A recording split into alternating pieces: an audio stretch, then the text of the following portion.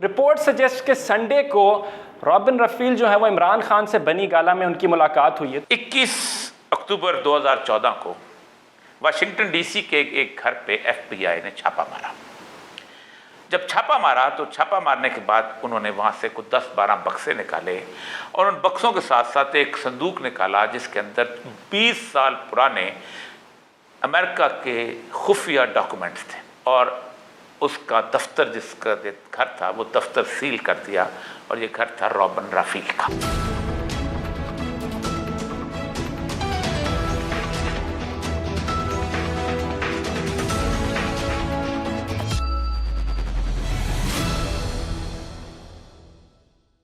बिस्मिल्लाहिर्रहमानिर्रहीम। मैं हूं इस्माइल कासिम और आप देख रहे हैं हरफे राज और या मकबूल जान के साथ। हमने देखा 10 अप्रैल की रात को नो कॉन्फिडेंस मोशन के तहत जब इमरान खान की हुकूमत को बदला गया, गिराया गया, तो एक नई तहरीक का आगाज़ हुआ, हकीकी आज़ादी मूवमेंट। इमरान खान एक बयानिए को लेके चले कि शायद ये जो US लेड कॉन्स्पिरेसी थी that was responsible for this regime change, और जो करंट हुकूमत थी या जो अपोजिशन थी या PDM थी वो मेयर पपेट्स थे, उनका अपना कोई इतना बयानिया या रोल नहीं था।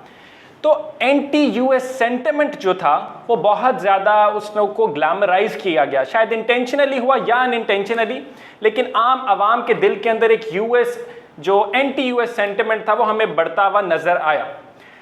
इस सारी सिचुएशन के अंदर हम देखते हैं कि एक बड़ा इंटरेस्टिंग चेंज आता है। रॉबिन रफील का नाम है जो कि मैं यहाँ पे ऐड करना चाहता हूँ। CIA analyst, lobbyist, specifically for Pakistan, past में भी उनका साउथ एशियन के ऊपर बहुत ज़्यादा स्ट्रॉन्ग होल्ड रहा है। ओरिया साहब की तरफ बढ़ते हैं और उनसे जानते हैं कि how important is the visit, because ओरिया साहब, if I am not wrong, report suggest कि संडे को रॉबिन रफील जो है वो इमरान खान से बनी गाला में उनकी मुलाकात हुई है। तो PTI लीडरशिप का, सीनियर लीडरशिप का ये जो मुलाकात, मैं आपको बार बताऊं, 5 महीने के अंदर इंटरनेशनल सीन में बहुत तब्दीलियां आई हैं।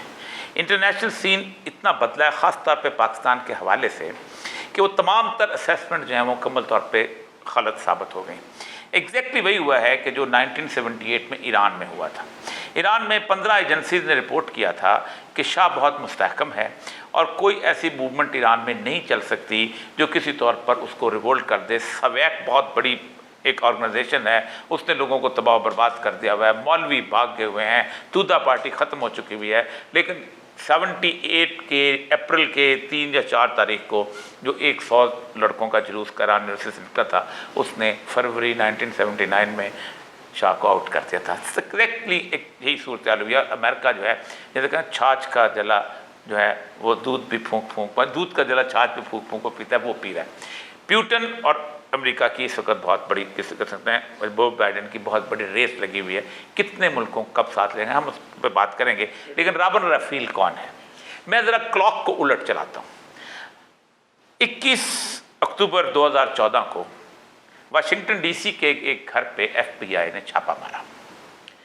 जब छापा मारा तो छापा मारने के बाद उन्होंने वहाँ से कुछ 10-12 बक्से निकाले और उन बक्सों के साथ साथ एक संदूक निकाला जिसके अंदर 20 साल पुराने अमेरिका के खुफिया डॉक्यूमेंट्स थे। और उसके बाद उन्होंने उस घर से एक ताला लगाया और उसका दफ्तर जिसका घर था वो दफ्तर सील कर दिया और ये घर था रॉबिन रफील का। और उस पर इल्ज़ाम ये था कि फरवरी 2013 में इसकी हमने कुछ टेलीफोन कॉल्स पकड़ी हैं, ये पाकिस्तान के लिए जासूसी करती थी और अमेरिका के राज जो हैं इन्होंने पाकिस्तान को दिए हैं।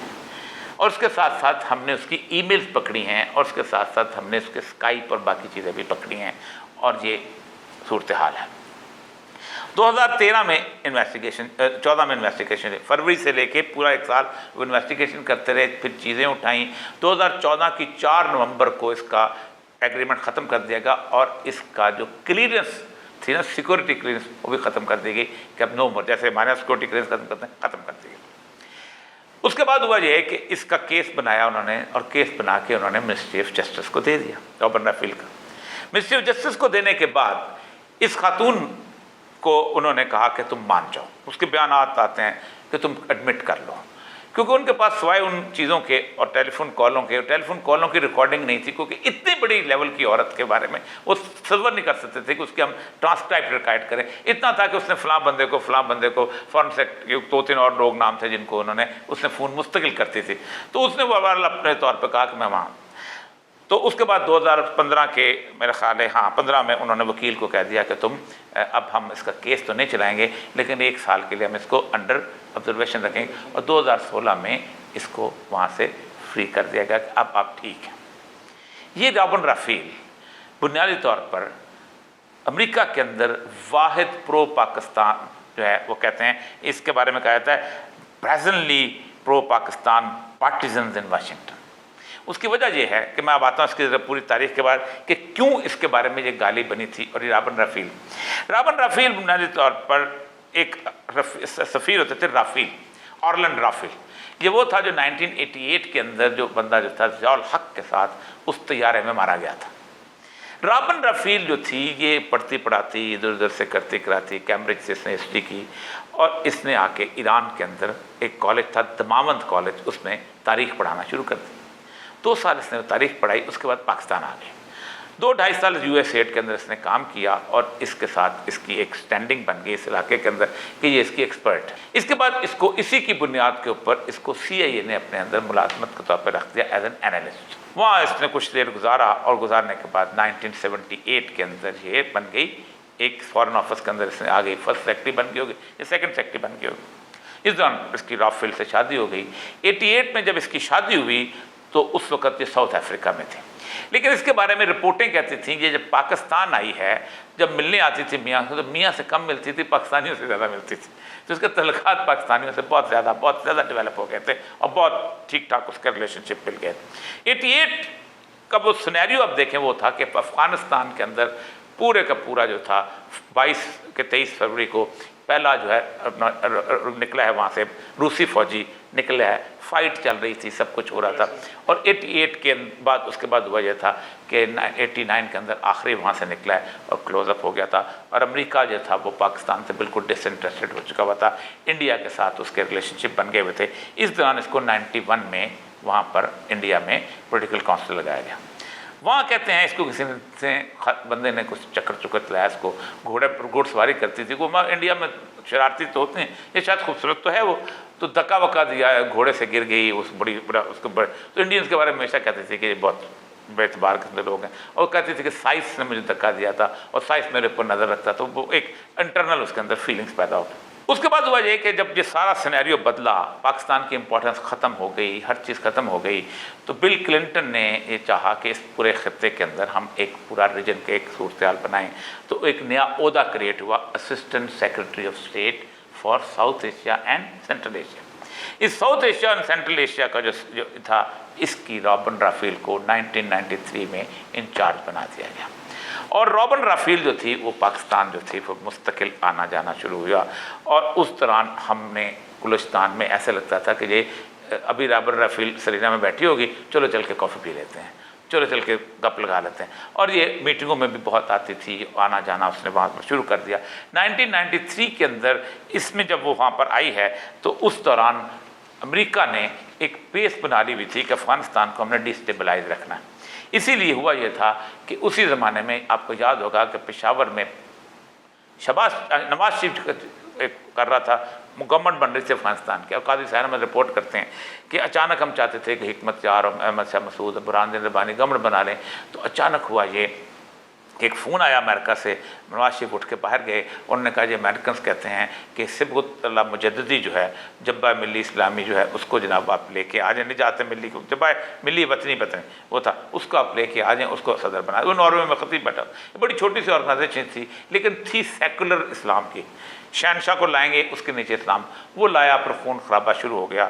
لیکن یہ جب رابن رافیل نے وہاں آنا شروع کیا تو اس زمانے میں اسامہ بن لادن کے بارے میں جو معاملہ شروع ہو چکا تھا پاکستان کا۔ اب 93 میں اس کا جو سٹیٹمنٹ ہے نا پہلا، جس پہ اوپر انڈیا آج تک چیختا ہے، اس نے کہا تھا Kashmir is not for ever an integral part of India. Okay. Even now Indian media اس میں اس نے یہ بتایا تھا کہ Jammu and Kashmir having been seceded to India in 1947 by their Maharaja are not an integral part of Indian territory. تو Indian جو تھے بہت سخت جو تھے اس پہ ناراض تھے کہ اس نے وہ بات کہتے تھے کہ یہ گھوڑے سے گری ہے اس لیے اس نے کشمیر کو بھی گھوڑا بنا دیا ہمارا. تو یہ چیز ہوئی اس کے اوپر ایک بہت, اور کہتے ہیں کہ 2004 میں جو مینج کیا اس دوران اس نے پاکستان کے لیے ایک اور فیور کیا. اس نے اس وقت ملیہ لودھی وہاں پر تھی, تو اس میں ملیہ لودھی نے اس وقت آپ کو پتہ ہے کہ پاکستان کے بارے میں یہ جو اسسٹنٹ سیکرٹری اسٹیٹ بنایا گیا تھا نا, اس کی 4-5 رسپانسبلٹی تھی. آپ حیران ہوں گے. نمبر 1 اس کی تھی کہ democratic stability, Pakistan India relationship, nuclear proliferation یعنی ایٹمی توانائی, energy access, Islamist fundamentalism extremism, poverty and women rights and issues. تو اس نے ہوا یہ تھا کہ اس نے ملیہ لودھی نے اس کو اس کے ساتھ تعلقات بنائے اور پریسل امینڈمنٹ آئی ہوئی تھی, اور اس خاتون کی وجہ سے براؤن امینڈمنٹ ہوئی اور پاکستان کو 368 ملین جو ہے وہ ڈالر جو تھے وہ ایک دم بلاک جو تھے پریسل امینڈمنٹ سے نکلے. اتنی بڑی موشن جسے کہتے ہیں آپ پاکستان کی یہ تھی. طالبان کے ساتھ میں نے اس کو بہت دفعہ دیکھا ہے. ملا عمر آگے اس زمانے کو میں چھوٹا سا واقعہ بتاتا ہوں آپ کو, ذاتی چونکہ انوائرمنٹ.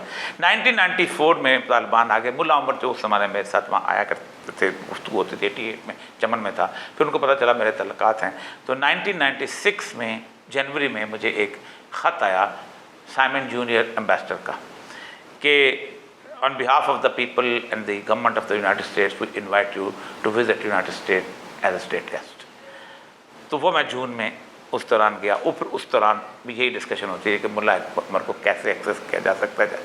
تو Robin Raphel was the one کہ جو باقاعدہ اس مذاکرات پہ جایا کرتی تھی, اور اس کو کہا گیا کہ آپ وہاں پر جائیں. یہ وہاں پر ہوتی تھی, اور وہاں پر جا کے ملا عمر کے پاس جا کے پہلے دفعہ جب گئی تو ملا عمر نے 2.5 گھنٹے اس کو باہر بٹھائے رکھا محترمہ.